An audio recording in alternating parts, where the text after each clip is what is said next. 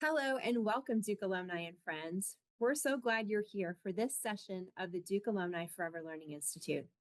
I'm Ann Stephenson, Director of Professional Development with the Lifelong Learning Team in Alumni Engagement and Development, and it's a pleasure to be with you today.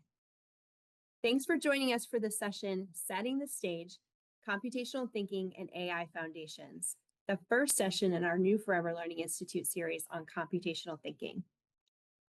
Today, we'll explore some of the core ideas behind artificial intelligence, starting with computational thinking, the mindset that helps machines approach and solve problems.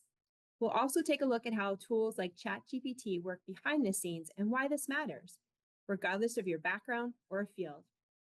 We'll have time for Q&A at the end, so feel free to add your questions in the chat as we go. And before we close, we'll ask you to complete a quick survey. We'd love to hear your feedback. To guide us through today's topic, we're joined by Dr. Matthew Hirschey, the inaugural director of Duke's Center for Computational Thinking and an associate professor at Duke. Originally trained as a molecular biologist, Dr. Hirschey became a passionate advocate for integrating AI and data science into research and education after seeing firsthand how it transformed his own work. He's developed tools that use machine learning to predict gene functions and leads a lab focused on solving biological problems with AI. He also designs courses that make these skills accessible, even to those without coding experience. And under his leadership, the center is working to ensure that all Duke students gain the computational tools needed for today's world. Please join me in welcoming Dr. Matthew Hirschey to the Forever Learning Institute. All right, thank you, Anne. And thank you all for being here. I'm excited to tell you a little bit about the Center for Computational Thinking and some of the work that we do and the educational initiatives that we like to think about. I want to start by telling you a story. And the story is really about not this university, but rather this university where I was an undergraduate in the University of Vermont. And so when I was there, we'll say not too long ago, I took a class, and the class was a class that was focused on trying to understand technology at the time. And so it was interesting because I had a professor, and the professor said, there's this thing called email. We think it's going to be important. And so we want to try to teach you how to use email. And so the first thing you need to do is you need to open up this application here. This might look familiar to some of you. This is called Telnet.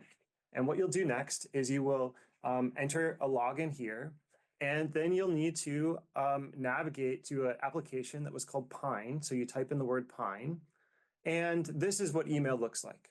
And you will then navigate to your inbox. You will have to then select your inbox here, and eventually you will finally get to your email. And again, this is a new thing. We think it's going to be important. So I was a freshman, and I was taking a class that was saying, here's the technology that we think is going to be relevant for you. Oh, and by the way, here's a bunch of commands that you'll need to memorize to try to navigate your email. Okay, well, there's not just email, there's some other applications that we think are going to be important. So for example, this is called Microsoft Word. Microsoft Word is a word processor, and this is going to then again, be a way that you can write things, write your assignments and your homework, and we think it's going to be important. This is a new program. It's also called Excel. And again, this is sort of a flashback in time of what Excel looked like back then. And we can also then see PowerPoint. And again, the concept of PowerPoint, when I was a freshman in college, was very new, and it was an idea of a way to share ideas. And so all of this together then was culminating in this transition from technology of the current state of the art to technology that I had a college professor who said this could be relevant, this could be important. We think this is going to be an important technological shift. Okay, so how do we then make sense of this technological shift? Well, one of the things that we can do is we can look at technological shifts throughout time. And this is one of the things that we like to do is we say, let's look back at history and envision other technological shifts to see if we can learn something about present day. Okay, well, the first technological shift I want to describe to you is the invention of writing. Now, this might not seem to be a technological shift, but transforming from an oral tradition into a written form was really transformational. Now, 3200 BC, in a place that's now Iraq called Mesopotamia, there was something that was called cuneiform script. And this was then what we now today know as the oldest form of writing in the world. So cuneiform isn't so much a language like we think of a language today with an alphabet, but instead it has characters, and the characters then are combined to spell words. And so if we want to say cat, it would be a character CA plus a character for the sound AT, and the same for dog, and so on. Now, this is going to have profound implications. The ability for people to go from an oral tradition to a written tradition has impacts on record keeping, has impacts on law, has impacts on literature. But there was also some concern at the time. There's concern about the loss of the oral tradition. There was concern about who is going to control knowledge. And there was concern about accuracy and interpretation. In fact, this bust of Socrates reminds me that Socrates was one of the biggest opponents and was one of the people at the time who was worried about this loss of oral tradition. Now, this is also present in modern day. If we take something as simple as, I never said that, we know that depending on which word you stress, we write these four words together, but depending on how you say it, the meaning of the sentence changes. So for example, if I say, I never said that, it implies someone else said that. If I say, I never said that, that might mean I didn't say it. But if I then say, I never said that, it means that I implied it. Or the last one is, I never said that, which maybe says to you, like I said something else, right? And so some of this is then lost with going from an oral tradition to a written tradition. And this plays out in modern chat boards. So here's a Reddit thread, literally that says, I never said that. And of course, the whole thread is about this misinterpretation about what you said and what you didn't say, and so on. If we think of another technological shift, we look at the printing press. And this was the acceleration of printing. So Johannes Gutenberg, with the invention of the printing press in 1440, marked this shift that enabled this dissemination of mass production of books and knowledge accessible to a broader audience. You know, a printing press is essentially a plate that is a metal plate with the reversed text or image with an ink applied to it, pressed onto a piece of paper that then is repeated again and again and again. So you can mass produce an image or a text. And what ends up happening then is these pages then are cut or bound into books. And this was, again, revolutionary. That was changing the spread of information. It democratized knowledge, and it had a really strong impact on society and culture. In fact, it was a major contributor to the Renaissance or the Protestant Reformation. But at the same time, there were also some concerns about the printing press. There were concerns about information control and censorship. There were concerns about the quality of information. And finally, about this concept of cultural or linguistic homogenization. Are we all going to be the same? Are we all going to be saying the same thing? Well, again, this was 1440, but this is also playing out today, where we have concerns about information control and censorship. We have concerns about quality of information. And we also have concerns about cultural and linguistic homogenization. So again, some of these concerns about technological shifts from 1440 are present today. Let's consider just a few more. So we have the telegraph. The telegraph, again, revolutionized communication. It was the first time in human history that messages could be sent over vast distances in a matter of minutes instead of weeks or months. Because remember, it was the post that preceded this. And this was then this revolutionary technology that enabled a message to be sent almost instantaneously. And the telegraph works by Morse code. So Morse code is dashes or dots that then are sent together. So a message is encoded into Morse code. This Morse code then is transmitted across wires. And then finally, the signal transverse the wires to the nearest telegraph station. And then an operator receives this and then marks it out and then decodes the Morse code to text and delivers the telegram. Now, again, this was amazing because it was instantaneous long distance communication. It transformed news, information, and exchange, and it was really the beginning of what we might consider a connected world. But again, just like the other technologies, there were concerns. There were concerns about privacy and security. There were concerns about this dependence on technology. And there were concerns about access, this economic and social divide, about who has the ability to send messages. And the last example I want to talk about is the internet. I think the internet is a extremely relevant and current example of a technology that started as a military or academic network. And again, I started by telling you that when I was a freshman in college, the internet was just getting going, this idea of academics communicating across an interconnected network, but then it very quickly expanded to this global system of communication.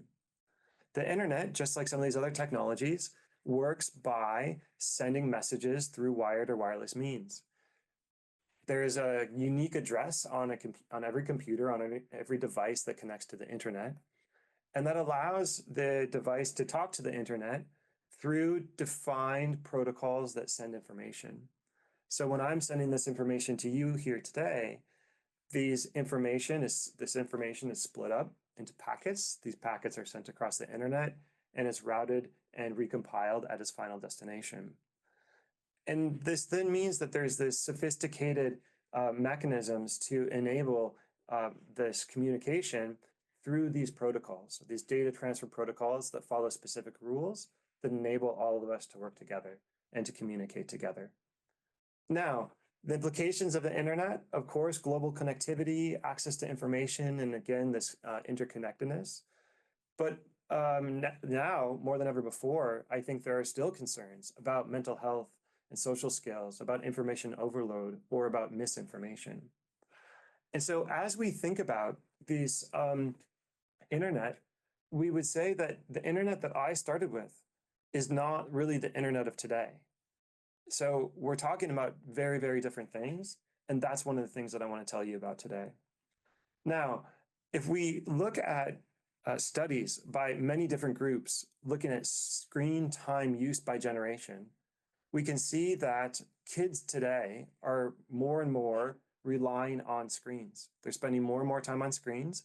And when we look at their different uses of applications, we can see YouTube, TikTok, Snapchat, and so on, that mobile use of this Gen Z is extremely high across these apps.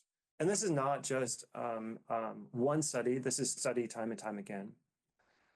I had the opportunity in the spring of 2024 to teach an undergraduate class that was called Let's Talk About Digital You. And in this class, it was really a similar ethos to what I'm sharing with you today of really trying to understand technology and understand the implications of the technology. And so in that class, one of the activities was to ask them to check their screen time on their phone. So if you would like to follow along, you can Google check screen time on Android or on iPhone, and it will give you some instructions. So this is a setting on your phone. And I took a survey of approximately 70 undergraduate students in class, and this was the result. So we can see that nobody has zero. We could see that most of the students in the class, over half, spent 7 to 9 hours on their screen every day. When I asked, well, what applications are they using? We can see similar to some of these other surveys, Instagram, TikTok, Snapchat, YouTube, and so on. And so again, we're living in a time, I think today, where there's another tectonic shift in technology. Mobile, social, and especially AI are poised to influence both the students today, but then also more broadly beyond, these are having profound and direct impacts on our world. And so if we then take a step back and we say, well, how do we make sense of this? How do we think about these new technologies? I would say we do this in the same way that we've done before. Writing might not be considered a revolutionary technology today, but in 3200 BCE, it certainly was. The printing press or the telegraph, that these were not considered revolutionary technologies today, but we transport ourselves back in time. In each of these examples, what we've done is we've tried to understand how the technology works. And then we've tried to understand the implications of the technology with that understanding of how it works. So when we try to understand social and mobile and AI, I think the solution is to try to first understand the technology, and then we're equipped to have conversations and discussions about how those technologies work. Okay, so this is really then what I want to do here with you today is just a first glimpse into understanding technology and understanding its implications. So I told you that I had the opportunity to teach this class, this undergraduate class, and this is part of a broader effort across Duke that is enabled by a center that I lead called the Center for Computational Thinking, or we call it the CCT. And the CCT enables computational education in order to ensure that every student, regardless of their field of study, is prepared for a data-centric and digital-centric 21st century. So the CCT is essentially, it's a group of people. It's people across different departments that then come together who like to think about both the technology, teaching that technology, but important, teaching the implications of the technology as well. So each of these little blue circles is a person, and each of the squares is a department. So you can see we have our own interconnected network of people across Duke representing several different departments that essentially come together who are charged with thinking about education in this computational space. And so we call it the Center for Computational Thinking because computational thinking is really a set of tools. It's a problem-solving process that many times software engineers use to write programs and underlie computer education, computer applications.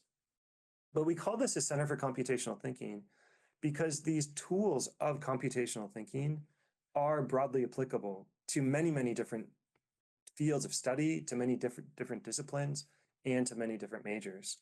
And so the Center for Computational Thinking really at its core, tries to use a tool set that then can help us understand and make sense of this rapidly accelerating world of technology that we live in. Okay, so what I want to do now is I want to tell you a couple of the core computational thinking concepts, and then how we can apply that to understand a technology that then might have implications for us and this world. Okay, so the first concept is called decomposition. And decomposition is essentially breaking complex problems down into smaller parts. The second is pattern recognition. Pattern recognition is really identifying similarities and trends. Sometimes this could be across data, but again, this is going to be much more broadly applicable than just for computational applications. The third is abstraction.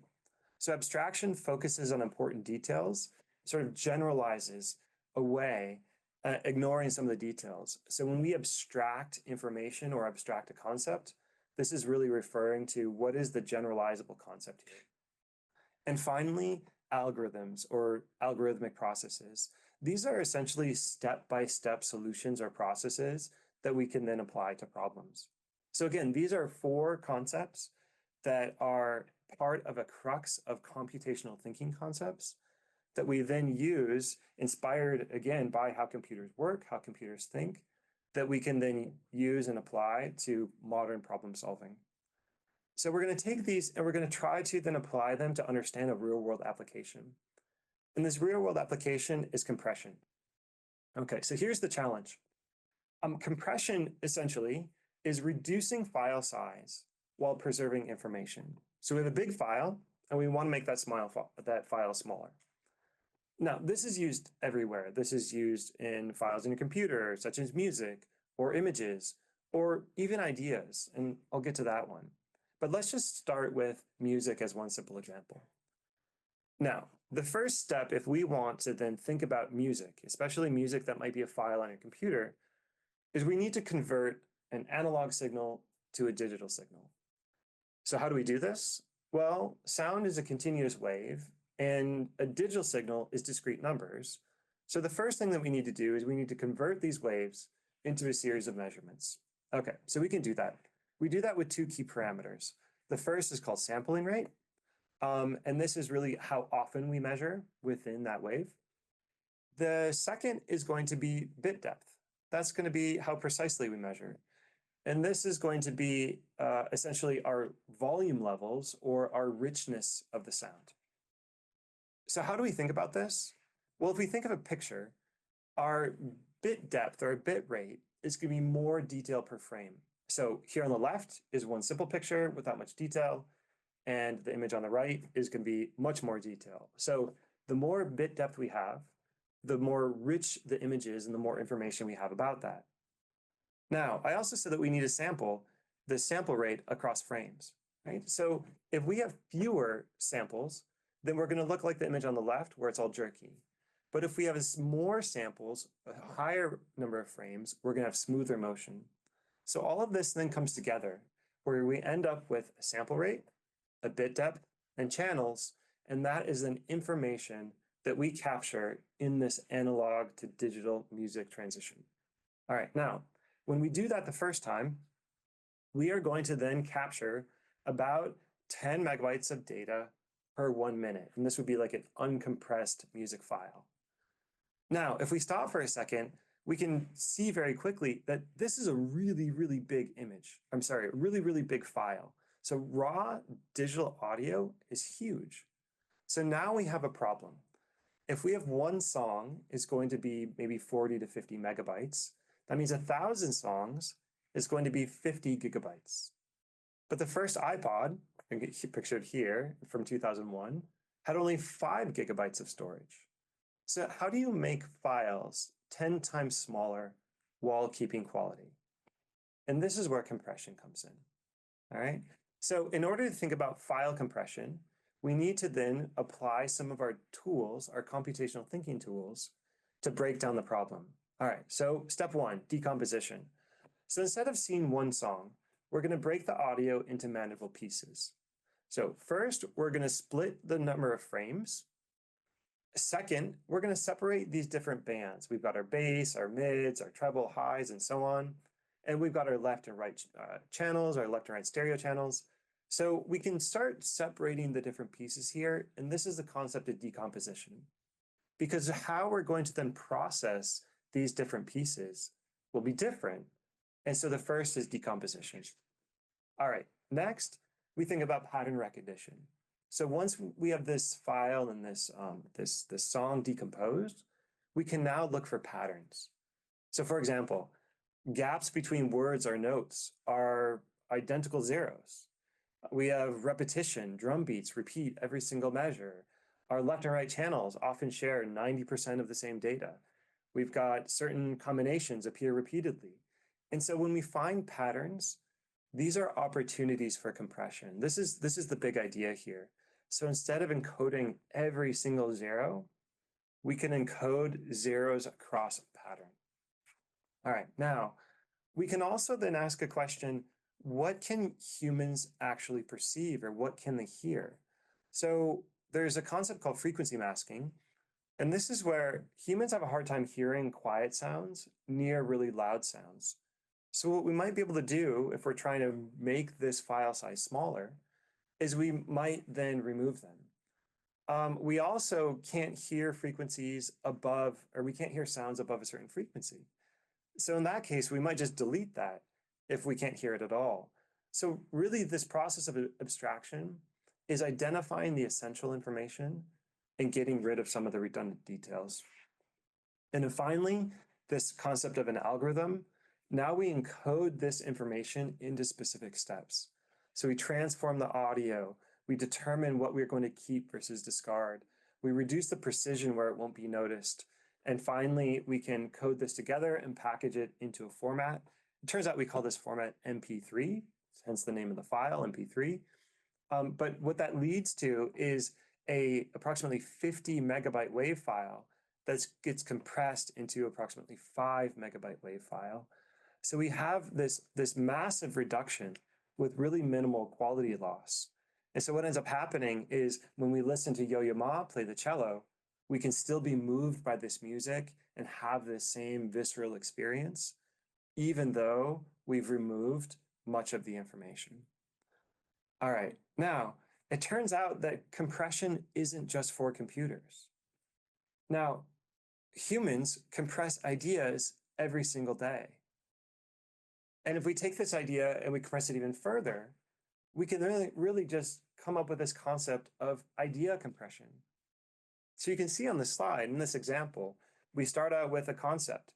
Compression isn't just for computers. We then compress that into humans compress ideas every day, into the most compressed idea, which is idea compression. All right, now, language is the way that humans share ideas, and we do this compression activity, and we apply some of these computational thinking tools to language every single day. So for example, when we're reading language, when we're listening to language, we can break these sentences into words. These words then have specific meanings. Pattern recognition. Grammar has rules. There are common expressions that then we can look across a body of text and identify the patterns. Abstraction. Context is going to determine the meaning. When we're talking about compression, the word compression in this context is going to mean something very specific to you. We've been talking about files, now we're talking about ideas. That's going to be different than another type of compression, let's say compression socks.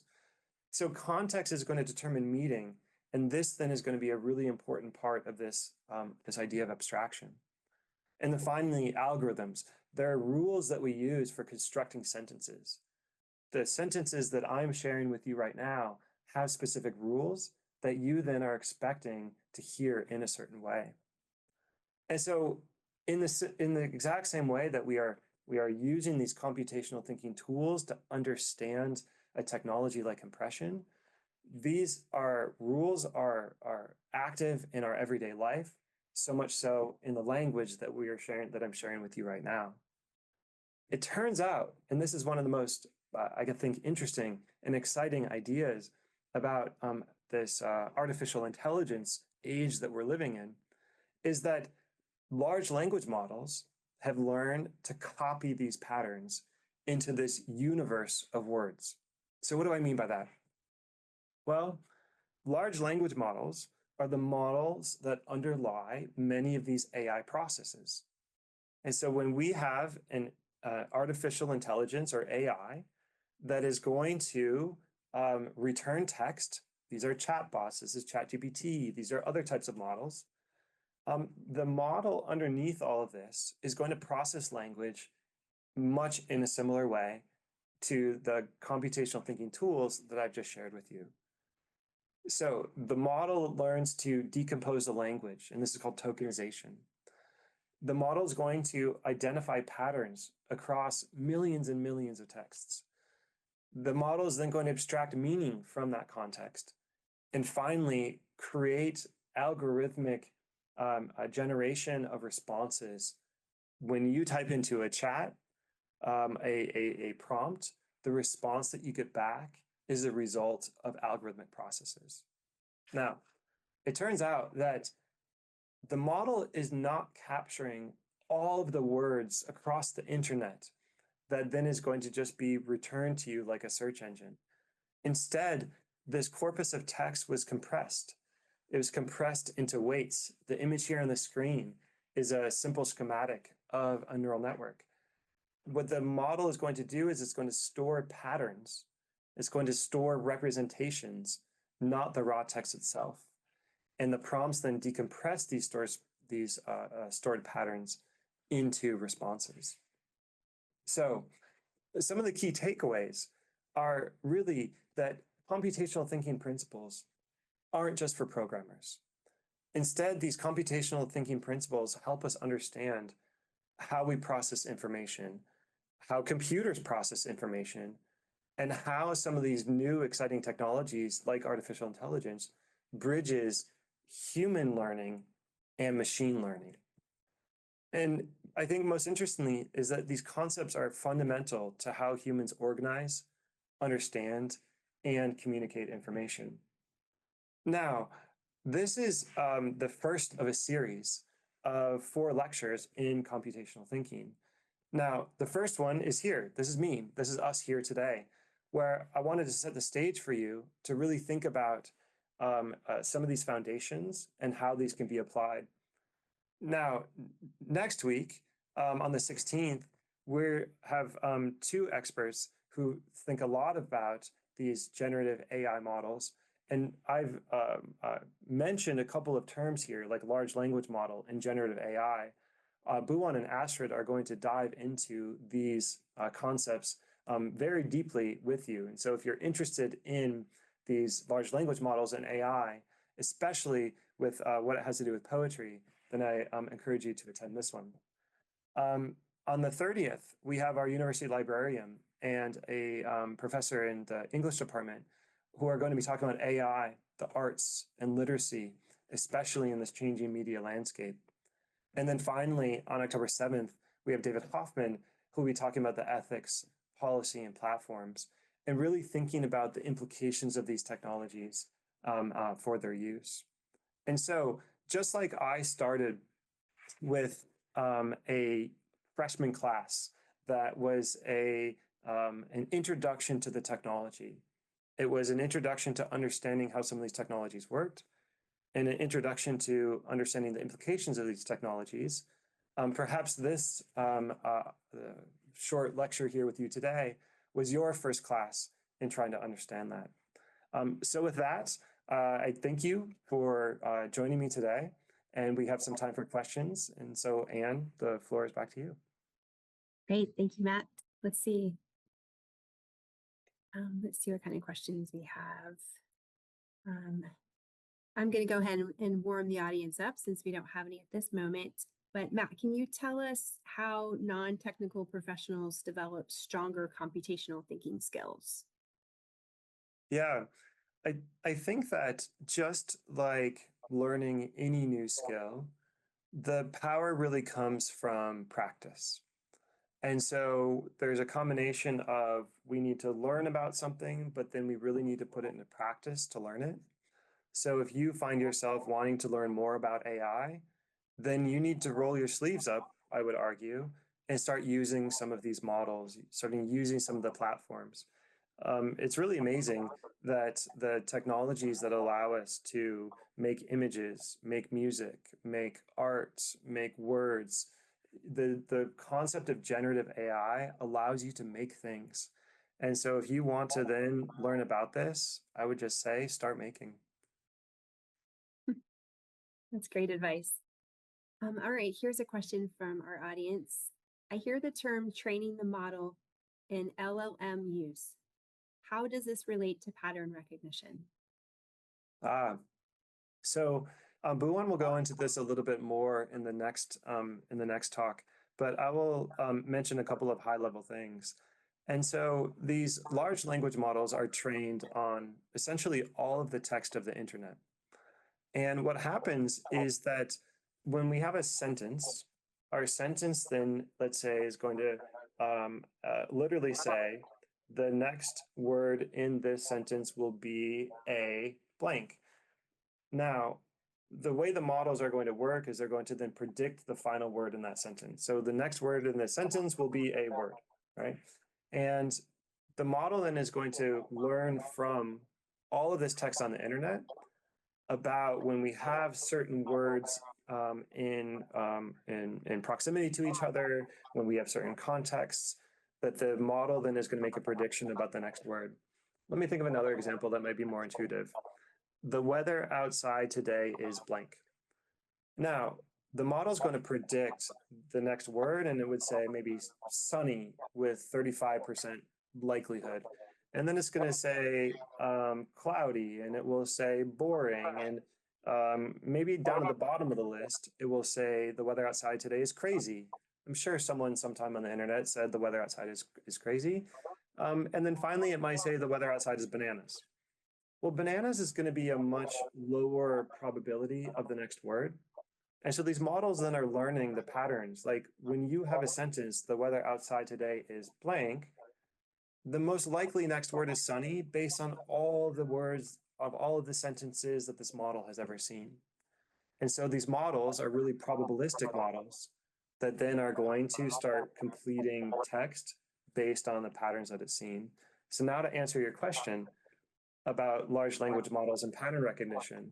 So if we have many, many sentences, like hundreds of millions, billions of sentences, these models then are going to predict what the next word is based on all of these other patterns that it's seen. That is fascinating. All right, let's see what else we've got today. If compression stores patterns when the message is uncompressed or delivered, how do we know if the message is accurate? So it depends on the nature of the algorithm, I would say. And so if I have an algorithm that is going to return the exact same information that went in that comes out, computationally, we can measure the differences between these two. And if the difference is essentially zero, we can say that the fidelity of what went in is the same as what comes out. These compression algorithms have measures about fidelity. In the music world, this is called, for the example that I gave of the audio file, this is called lossless. And so how much information is lost versus lossless. And so in the very early days of trying to develop compression algorithms, the major barrier was how do we make sure that we have high fidelity information, that the same information that is going in is coming out. Now, if I give a different example, if I say, let's say we're going to compress a file, maybe I have 10 files and I want to compress them into one. We call this zip. We zip this into a single file. Now, if I unzip that file, I would expect 10 files to be there. If I wrote only 9, that would be a problem, right? And that would be a pretty terrible compression algorithm. And so what ends up happening is that the algorithms have a limit to their compression. And so we can't compress, let's say, 10 into 9 because we would lose some information. And so computer scientists are working hard and mathematicians are working hard to identify compression algorithms that have high fidelity. And in fact, it turns out Duke has one of the world's leading mathematicians who has worked on and pioneered some of these compression algorithms. So in thinking about compression, this is hits pretty close home to Duke.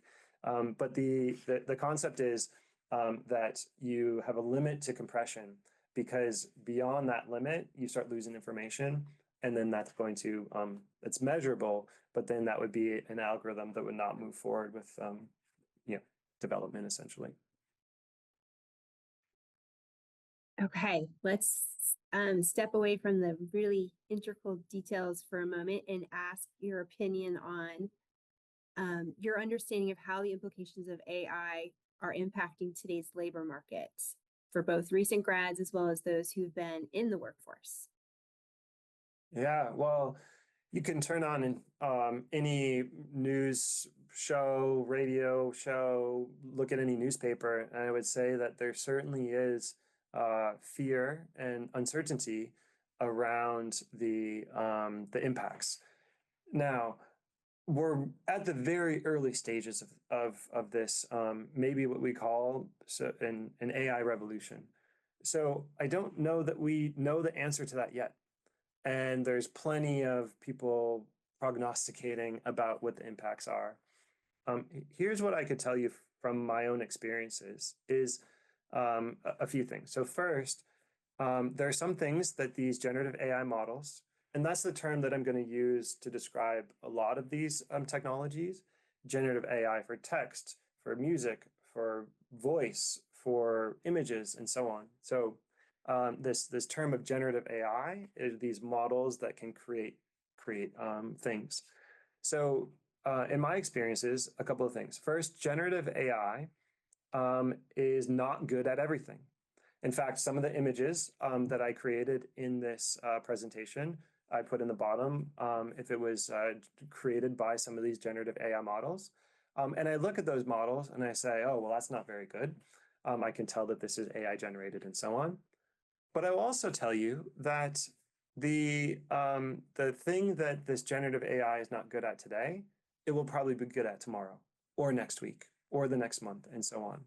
So I do not like to essentially put up this artificial barrier that says, I am safe, my job is safe, the things that I do is safe, because AI can't do that. Because most of the time, the caveat that I will give is AI can't do that yet. Okay, now, the second thing is in terms of this implications for job market, if we come back to the concept of compression, if we were, let's say, we want to compress the the the content of the first Harry Potter book, and we want to compress that into an abstract, we could do that. It's been done. There's probably a summary on Amazon. There's a summary on the inside flap. Like, we could take all of Harry Potter and we could compress it into a single paragraph. We could probably take that paragraph and compress it into a single sentence, maybe kind of a long sentence, but young boy discovers he's a wizard, goes to Hogwarts, save the world, something like this, right? Now, we could then compress that idea, and somebody could use some of these AI models to summarize, to compress, and so on. But what we lose in that process is the richness.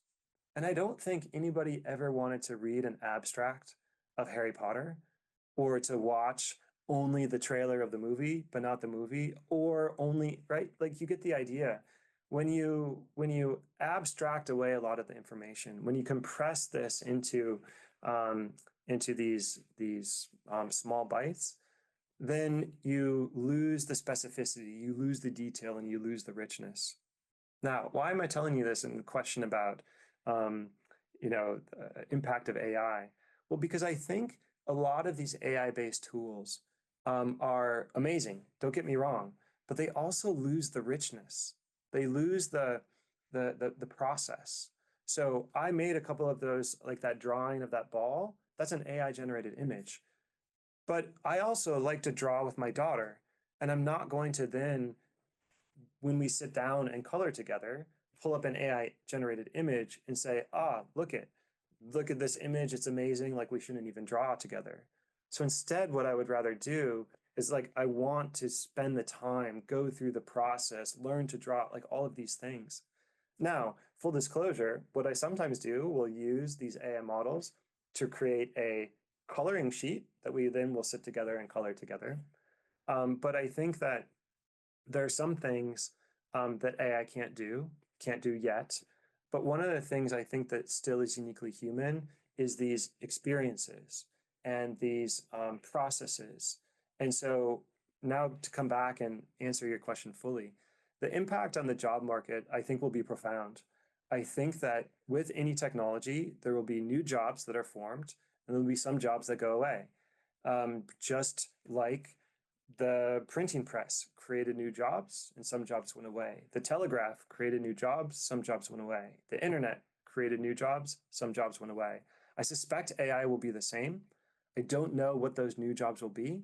I don't know which jobs are going to go away yet, but I think that future-proofing you, yourself, your kids, my daughter, I think that's understand the technology, understand the implications of that technology, just like I've tried to do with you today. Great. Thanks, Matt.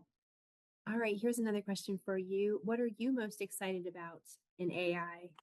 And on the other hand, what are you most afraid of? Excited about? Well, Anne described that my background is in biomedical research, and I run a basic science research lab doing drug discovery type activities. So one of the things I'm most excited about is when some of these AI-based tools enable things that previously were impossible.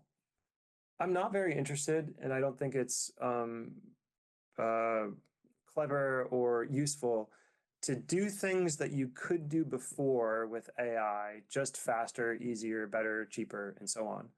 So, we can write books. Now we can write books faster, or blog post, or LinkedIn post, or we can, create things that music, we can create it faster. Like, that's not that interesting to me. The thing I'm most excited about is doing things that were previously impossible. And that's the space I'm exploring is in the biomedical research discovery space. Now, the thing that I'm the most afraid of is the impact of some of these tools will have on both thinking and or behavior. So one of the analogies that um, my family, my wife and I and kids have discussed is, I think, best described by a book that we recently read called The Anxious Generation. If you are parents of young children, I would highly encourage you to go look up this book and read it. The book is about the unexpected consequences of social media on young children, kids, and their behaviors and their activities and how they spend their time and so on. And the thesis is essentially that these mobile devices and this screen time and the way that we change how humans interact with each other has had unexpected consequences on social interactions, which then leads to what this author has called this anxious generation. So I wonder and I worry about the parallel with some of these AI-based tools. Now, my son is working on writing 5-paragraph essays. ChatGPT is very, very good at writing 5-paragraph essays. So if kids, instead of learning, are going to hand off thinking to some large language model or some generative AI-based tool, then are we going to find ourselves in a parallel situation of the anxious generation with, maybe we would call it the unthinking generation or something, where we end up with a generation of people who can't think because they've offloaded thinking to tools. And so that's my biggest worry, because it's kind of like the social media and screen time that we didn't really know. And there was really no way to predict ahead of time the influence it have on social interactions. And so the question that that keeps me up at night is, how much are these tools, as amazing as they are, influencing the ability for people to think, the ability of people to learn to think? And so that's what I'm keeping my eye on. That's great. Thank you for sharing. All right, I think we have time for one more question. We've got lots of people asking about books and recommendations for resources, which I will extract from Matt after this session and put in our follow-up email. And the slides will be shared in a recording. Matt, question for you. Can you talk about AI and de-skilling? You talked a little bit about labor force. While AI offers all kinds of high-speed processing of information and images, what are the implications on the human brain? Has that come out? I don't know if that came out in your course at all. And how we do things like hear music, write, and diagnose medically, and how we create. Yeah, no, that's a great follow-up to exactly like the second point that I was making about like what worries me. So this concept that you describe of de-skilling is essentially unlearning or being unable to do something that you were able to do before. And so I focused, the last thing I just described was mostly around my kids, but around people who don't learn to do the thing because they have the tool, the support, the crutch, and so on. But your point about people who previously did something that then now can't do that, and I think that that's true, that's real, that's relevant, and I think that what we need to do is to figure out like where one of the terms that we describe is a human in the loop. So where do we keep humans in this loop when humans have these amazing either diagnostic tools or generative tools or so on? And a bit like the effects of using these tools is not known on development, I would say the effects of using these tools for maybe folks like me or some others on the call, sort of past development, we just don't know yet. There are some early studies people are trying to measure the effects of using some generative AI tools. And I know one study that came out, it received a lot of press recently from the MIT Media Lab that looked at the ability of people to remember what they wrote and interact with that material when they use these large language models versus not. And not surprising, if you don't sit and write the thing and you just write the outline and the chat bot is going to write your essay for you, you don't remember what you wrote, you don't have any recollection, you don't learn as well, and so on. So that's just kind of one type study. I think more, and in the next 6 months, more and more studies will come out. I mean, ChatGPT is coming up on, it's not yet 2 years old. And so I think that we will see in the next 6 months more studies describing the effects. But I think that we'll just say the writing's on the wall. I think that there will be more and more examples of using tools allows you sort of has consequences on what you can do. I mean, here's just one actually additional thought, an example. You don't need to hit the raise your hand button, but how many of you can still do long division versus how many of you would just pass it off to a calculator or calculator here? And so the idea is that I'm sure we have tools, and these tools then make it easier to do things. But we could see that I think most of us on the call probably have vague recollections of long division, but if I needed to sit down and divide, some 3-digit number into some 12-digit number, I think that many of us would struggle with that. So I think there are similar, again, looking back, looking forward, I think there's some lessons that we can learn and there's some predictions we can make, but it's a great question and great concern. Okay, so let's close this out. Thank you, Dr. Matthew Hirschey, for a great session, and to our audience for joining us. Today's session was recorded and will be posted to the Duke Alumni Lifelong Learning YouTube channel. Be on the lookout for the follow-up email with links highlighted today.